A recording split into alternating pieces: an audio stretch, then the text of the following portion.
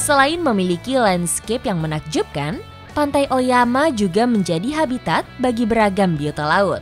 Menjadi tempat berburu bagi masyarakat suku Bajo yang terletak tak jauh dari pantai. Berada di sekitaran Pantai Oyama, kita sedang mencari gurita dengan cara seperti ini, memancing, dan lumayan ekstrim karena ini perahunya miring sekali. Semoga kita beruntung kali ini. Kali ini saya ikut memancing gurita bersama dengan salah satu warga suku Bajo yang memang menjadikan hewan ini sebagai mata pencaharian. Cara memancing gurita ini cukup unik, jadi kita harus berada di atas perahu sambil kepalanya itu melihat ke bawah dengan menggunakan kacamata Google. Tangan kanan memegang dayung untuk mengarahkan perahu dan tangan kiri itu yang memegang pancingan. Makanya perahunya ini miring seperti ini. Gurita termasuk hewan karnivora yang bisa mengubah warna untuk menyembunyikan diri di antara karang, sehingga cukup sulit untuk ditangkap. Air jernih kebiruan membantu kami untuk melihat di kedalaman yang mencapai 10 meter. Hampir dapat. Wah, kita dapat gurita pertama. Keren banget. Wah, ini dia gurita pertama kita. Tidak terlalu besar tapi kita lumayan beruntung ya. Nggak sabar nih. Ayo kita pancing lagi, Bang. Saya harus berhati-hati memegangnya karena gurita yang merasa terancam akan mengeluarkan semprotan yang cukup merepotkan. Ini memang salah satu bentuk pertahanannya gurita ya. Jadi dia langsung mengeluarkan tinta hitam seperti ini. Kenceng banget tadi tentakel ya.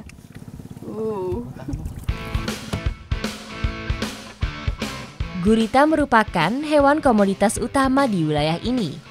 Harganya yang mencapai Rp80.000 per kilogram dianggap lebih menguntungkan daripada biota laut lainnya. Ketika sedang musim gurita di bulan Desember sampai dengan Maret, seorang nelayan bisa mendapatkan hingga 20 ekor dalam sehari. Kita dapat lagi ini gurita yang kedua. Ukurannya sama dan cepet banget ini larinya. Karena cara mencarinya itu seperti ini dan membuat perahunya sangat miring, jadi saya harus berusaha untuk menyeimbangkan perahu ini. Karena kalau saya ikutan mencari, itu yang ada kebalik ini perahunya. Memancing gurita memang terlihat membahayakan karena beresiko terbalik. Tetapi itu tidak menyurutkan saya untuk mencobanya.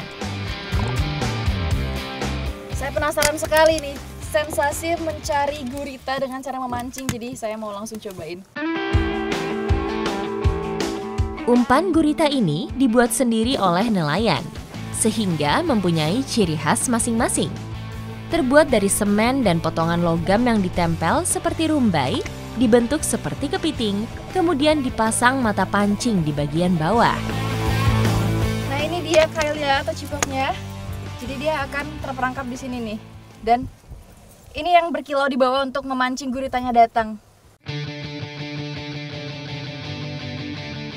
Ternyata memancing gurita tidak semudah yang saya bayangkan. Saya harus membagi perhatian antara tangan kanan yang memegang pancing dengan tangan kiri yang memegang dayung, mengendalikan perahu ini agar bisa terus bergerak dan tidak terbawa arus. Ternyata lumayan susah, di bawah itu banyak bebatuan gitu, jadi nyangkut dan ini harus selalu digerakin. Kedalaman air laut yang melebihi 10 meter membuat saya tidak bisa melihat dengan jelas. Di sini tidak terlalu jelas karena memang dia lumayan dalam. Jadi harus bisa ini nih kuncinya, karena kailnya itu dia mengkilat kalau di bawah, jadi harus digerak-gerakin terus supaya bisa ngeliat. Kali ini saya belum beruntung. Tak ada satupun gurita yang berhasil saya pancing. Air laut yang mulai pasang membuat gurita lebih sulit untuk ditangkap.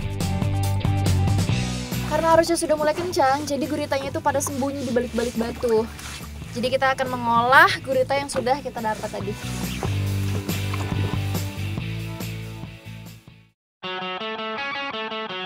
Pantai yang terletak tak jauh dari desa Popisi menjadi pilihan kami untuk mengolah gurita. Sebelum diolah, guritanya harus dibersihkan dulu dan kita juga sudah menyiapkan kayu untuk menusuk guritanya. Ini cara bersihin, tinggal dibalik aja kepalanya. Tak perlu bumbu untuk mengolahnya, cukup hanya dibakar di atas perapian. Gurita kami pasang di kayu dan dililitkan memutar agar matangnya merata.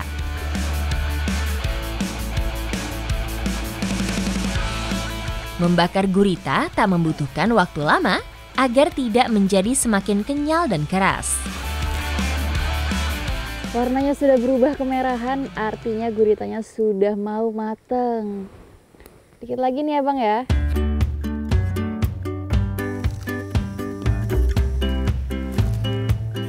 Enak banget rasanya, udah ada asin-asin dan gurihnya. Kayak dibumbuin. Tidak ada amisnya sama sekali. Karena hasil tangkapan dan langsung dibakar. Mantap. Berpetualang menyusuri pantai Oyama dan desa Popisi membuat saya semakin lahap untuk mengganti energi yang sudah terbuang. Semua lelah saya mulai dari mencari gurita terbayarkan dengan rasanya yang nikmat sekali ini. Tenaga sudah kembali terisi penuh, waktunya untuk melanjutkan petualangan saya. Ikuti jejak saya, jejak petualang.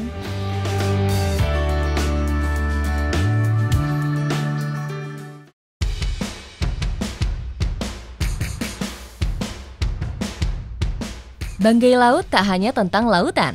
Kontur darat yang berbukit juga menjadi tujuan petualangan saya.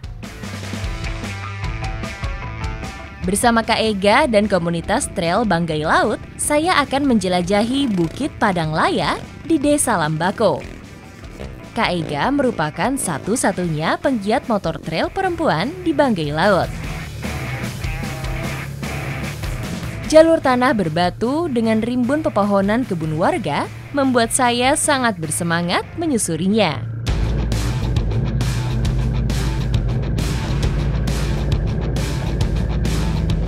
Baru memulai perjalanan dan saya sudah disuguhkan dengan pemandangan sebagus ini. Trek di depan sudah menanti, lanjut lagi. Walaupun terlihat mudah pada awalnya, ternyata jalur yang ekstrim sudah menunggu di depan. Jalan yang berkelok-kelok dengan banyak cekungan di sepanjang jalur menjadi obstakel pertama. Kami harus bergantian menyusuri jalur ini agar lebih leluasa bermanuver mengendalikan trail.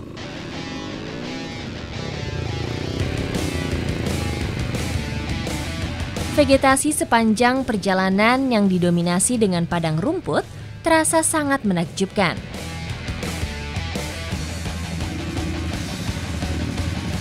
Tetapi mendekati puncak, kami dihadapkan dengan jalur berlumpur yang memaksa kami untuk lebih berhati-hati.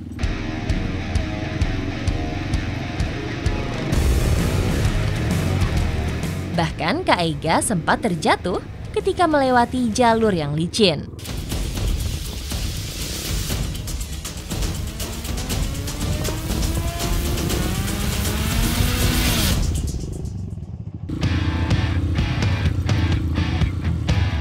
Walaupun Bukit Padang Laya ini tak terlalu tinggi, tetapi jalur yang cukup menantang dan harus dilewati dengan hati-hati membuat kami sampai di atas bukit ketika waktu mendekati malam.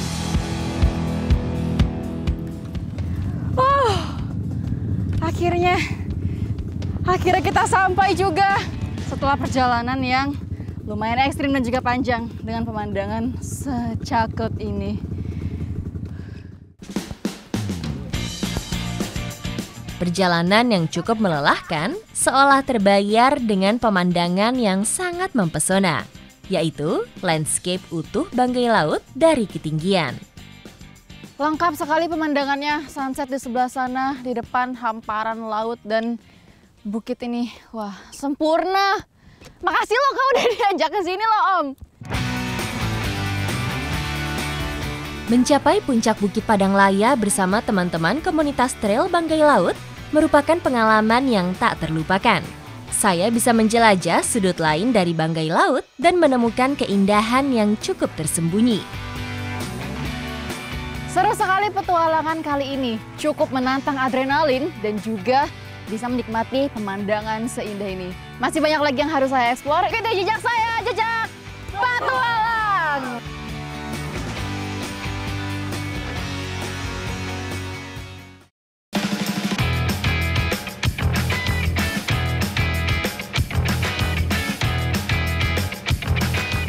Kali ini saya akan melakukan transplantasi terumbu karang di Pantai Tolo, dan kegiatan ini merupakan salah satu dari rangkaian acara Festival Tumpe. Karena tema kali ini recycle, jadi ini adalah salah satu bentuk untuk melestarikan alam.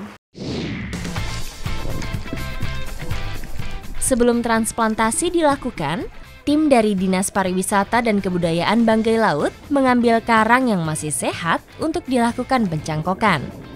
Dari setiap terumbu karang hanya diambil satu cabang, dan proses pemotongannya harus dilakukan dengan hati-hati agar tidak rusak.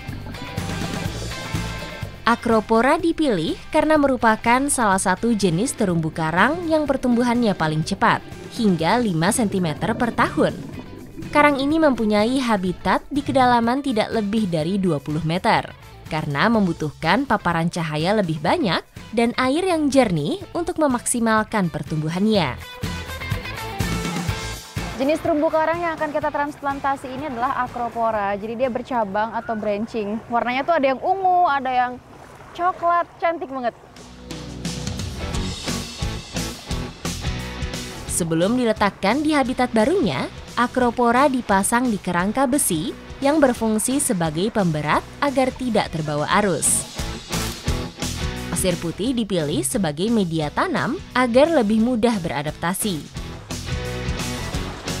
Media atau substrat yang kita gunakan ini terbuat dari besi dan juga dia dilapisi pasir gitu ya Om ya?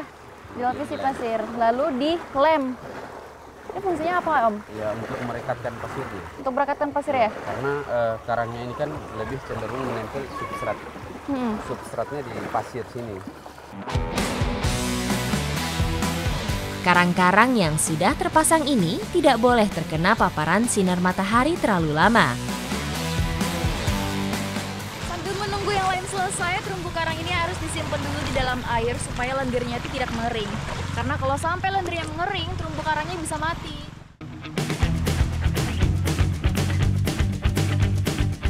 Setelah selesai memasang semua karang di kerangka, sekarang waktunya untuk menuju ke lokasi transplantasi. Lokasi yang dipilih tidak terlalu jauh dari bibir pantai dengan kedalaman sekitar 8 meter. Kita sudah menemukan spot untuk meletakkan substratnya. Sekarang waktunya untuk turun. Ayo. Terumbu karang sangat penting bagi kelangsungan hidup ekosistem bawah laut, yaitu sebagai tempat tinggal beragam jenis biota laut hingga melindungi pantai dari abrasi akibat terjangan arus laut. Kondisi terumbu karang di bawah itu memang banyak sekali yang rusak, makanya kita memilih lokasi ini untuk transplantasi. Tak perlu banyak proses untuk memasang terumbu karang di dasar laut, hanya tinggal diletakkan di lokasi yang sudah dipilih karena kerangka besi ini sudah cukup untuk menahan agar tidak bergeser. Terumbu karang yang baru tadi kita transplantasi membutuhkan waktu sekitar 6 bulan agar dia bisa tumbuh per 1 cm. Semoga dia bisa hidup di bawah. Selain berperan penting bagi ekosistem, terumbu karang juga berfungsi seperti hiasan di dasar laut, menambah warna di kedalaman seakan sebuah taman di dasar laut. Keindahan bawah laut Banggai Laut memang tiada duanya. Selain menikmatinya, kita juga harus tetap melestarikan dan menjaganya. Ikuti jejak saya, jejak petualang.